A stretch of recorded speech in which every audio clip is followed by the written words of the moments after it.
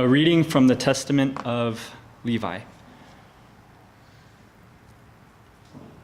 I, Levi, when I was feeding the flocks, the spirit of understanding of the Lord came upon me. And I saw all men corrupting the way, and that unrighteousness had built of itself walls, and lawlessness sat upon towers.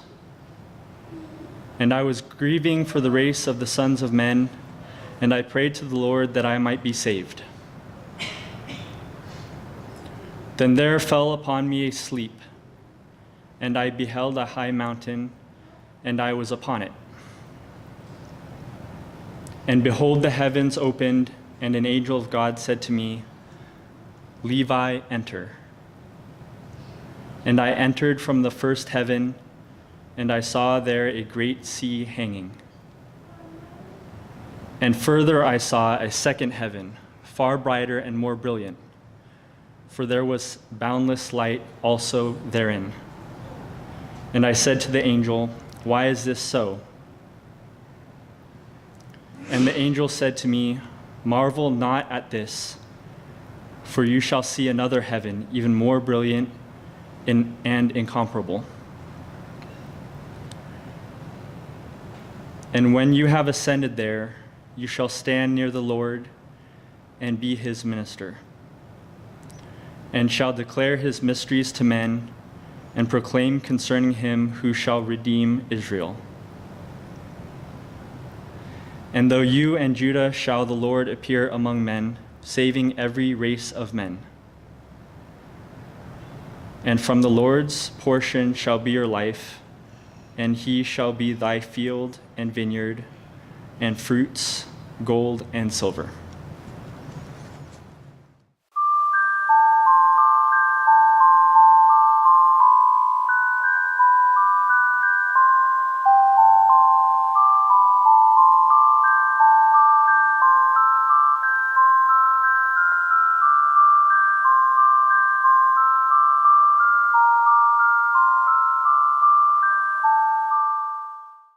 This morning's reading is Testament of the New Covenant. On February 14th, the first Sunday following the vigil, having awakened at dawn, the community gathered at the sanctuary in liturgical expression of thanksgiving to God. It was the 52nd day after Christmas, the 40th day after the blessings of light and new Epiphany, and the 12th day following God's Advent day of the appearance of the image and Word in the spiritual Son.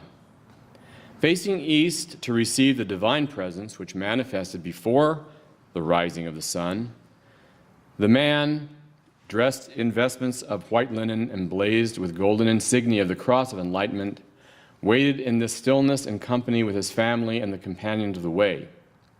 All had taken bread and water together in communion of fellowship, asking that God prepare them to receive the greater communion of the true bread and water which nourishes the soul.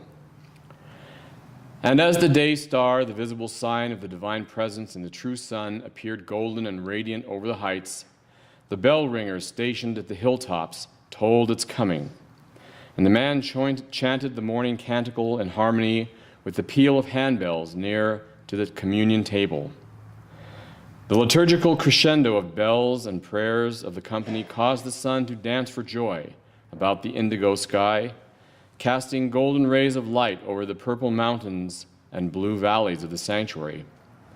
The canting and the bells ceased as the solar orb freed itself from the earth, and quietude settled over the mounts and dales, and the congregation prayed to the greater light of God while looking through the gateway of the sun to another world.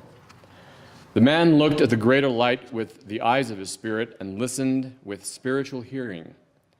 And the divine voice of the child spoke out of the image, and he heard the word speaking to his soul. After the passing of some time, he took pen and paper in hand and wrote in the words of his own language the thoughts that had come to his mind from the consciousness of his inspired spirit. And these are the words he wrote with his own hand. The former teachings and doctrines revealed by inspired prophets of God, lost to the old religions of the world, are repossessed by the Second Advent Church. The new church is animated by God's image and word manifest in the heavens. The sacred liturgy used by Jesus as inherited from older orders of which he was a part, a liturgy no longer in use by any church or order or any religion, is reinstituted by God in keeping with the revelations of Jesus, who supplemented the old with the new by divine authority. That which Jesus maintained, that which Jesus restored, that which Jesus revealed, is not to be found anywhere on earth. Yet all those things kept sacred from ancient times by holy ones are written in heaven. The heirs to the ancient tradition of Israel, the extant orders whose species were annihilated systematically by civil and ecclesiastical authority in Rome and Jerusalem, testify to the evil of darkened minds who serve not God, but the dark one. All such minds and positions of authority rule by the consent and will of the peoples of the earth. Therefore, God's image and word judge all peoples everywhere, those in authority and those under authority. Because of the loss of the covenant made between God and his people, those illuminated by the image and the word, a covenant twisted and changed into a meaningless faith or belief based on authority and tradition, God would enlighten the races and peoples of the earth so they may not be illiterate of divine doctrines. Therefore, the covenant has been reestablished by the second coming in a new manner. For the manifestation of the light of God come as image and word dictates a new covenant. And this is declared: God's law is written in heaven and manifest in the image and the word, which rules the universe. In the past, saviors and prophets have been inspired of God's word to instruct their peoples, but the peoples reject them or revile them or kill them. Following their deaths, words are put into their mouths, and they are used to perpetuate the old ways, the old priesthoods, and the religions of falsehood. God in the heavens cannot endure this malice and injustice. Therefore, he has filled the universe with the image of light inherent within the Word to renovate all creation. His new ministry, unified under the image and the Word, into a community living the way, must hold to this new covenant. Let there be no schisms, no disassociation into separate communities. The Son of God comes as a blessing to those who hold to the way and to the new covenant. It comes as a curse to all who rebel and go their own way. The disobedient who revolt against divine authority in heaven and against the new ministry in community established by law deny themselves the benefits of God's coming. For by not living the way, by not accepting the new covenant, and by not holding to fellowship under law and order, they place themselves outside of God's protection and his divine blessings from heaven and on earth. These unruly ones, believing that the sun and the earth are theirs, make the unholiest of errors by becoming enslaved to the powers of darkness. These one-eyed individuals look upon the sun, seeking enlightenment by its material rays. They commit the gravest of sins by making an image of it, which they hold to be a god or divine power they believe themselves able to control.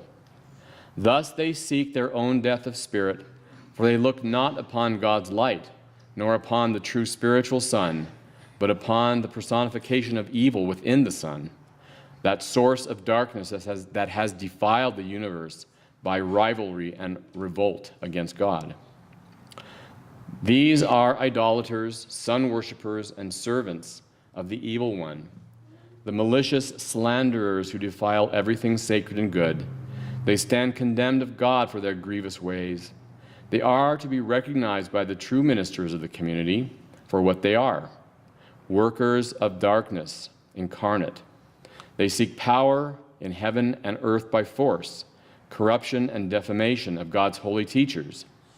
They have killed both Messiah and prophet, sacrificing them to the false god of heaven and earth, known by many names, whom they claim as the true God.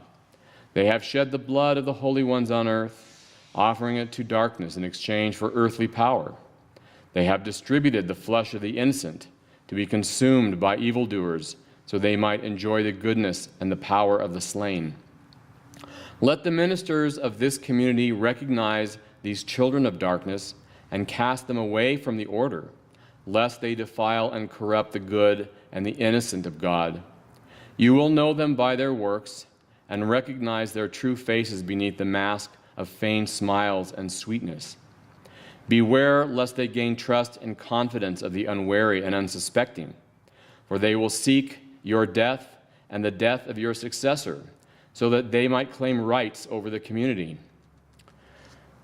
No, the sacrifice and death of God's holy sages are not his will, but are the will of evil that opposes God and uses the wicked and unrighteous to carry out its will. God gains nothing from sacrifice, death, suffering, pain, or the spilling of blood. These corrupt the universe and fill the human mind with anguish and guilt, for evil is nourished on hate, killing, and brutalization of the human spirit. God never intended for the members of the human family to become violent, one towards the other. The nations of the world have assumed full authority over the races, rejecting God's supernatural laws. This will result in a breakdown of civilization, ending in disruption and full anarchy by an uncaring and uncontrollable world, as the prophets have declared would one day occur.